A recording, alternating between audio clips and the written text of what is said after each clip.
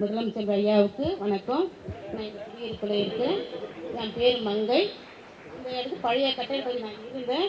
சரியாக கட்டடம் சரியாக இல்லை. ஸ்கூல் போகிறதுக்கு பிள்ளைங்களை அனுப்ப முடியாது. எனக்கு தண்ணிக்கு கீழே போய் தண்ணி அடித்து நான் வந்து கிளம்புறதுல லேட் ஆகும். இப்போ ஐயா நீங்கள் கட்டி கொடுத்ததுனால எனக்கு ரொம்ப சந்தோஷமாக இருக்குது. நன்றி ஐயா. படிக்கட்டு ஏறி வர்றதுக்கு லிஃப்ட் மேலே தான் இப்போ லிஃப்ட் போட்டிருக்குது. படிக்கட்டு ஏறது கஷ்டமாக இருக்கும், கால் வலிக்கும். இப்போ லிஃப்ட் போட்டு கொடுத்ததுனால இப்போ எவ்வளோ ஈஸியாக இருக்குது. மானியம் வந்து எங்களுக்கு 1.5 லட்சம் நீங்கள் மானியமாக கொடுத்துருக்கீங்க. அதுக்கு ரொம்ப நன்றி ஐயா. எங்களால் முடியாது, கஷ்டம்.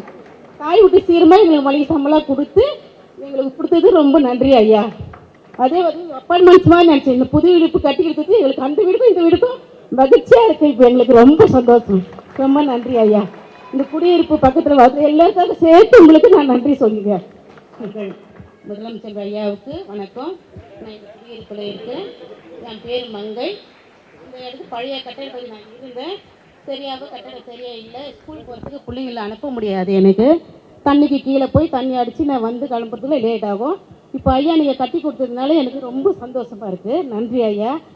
படிக்கட்டு ஏறி வர்றதுக்கு லிஃப்ட் மேலே தான் இப்போ லிஃப்ட் போட்டிருக்குது. படிக்கட்டு ஏறது கஷ்டமாக இருக்கும், கால் வலிக்கும். இப்போ லிஃப்ட் போட்டு கொடுத்ததுனால இப்போ எவ்வளோ ஈஸியாக இருக்குது. மானியம் வந்து எங்களுக்கு 1.5 லட்சம் நீங்கள் மானியமாக கொடுத்துருக்கீங்க. அதுக்கு ரொம்ப நன்றி ஐயா. எங்களால் முடியாது, கஷ்டம். காய் விட்டு சீரமாக எங்களுக்கு மளிகை சம்பளம் கொடுத்து எங்களுக்கு கொடுத்தது ரொம்ப நன்றி ஐயா.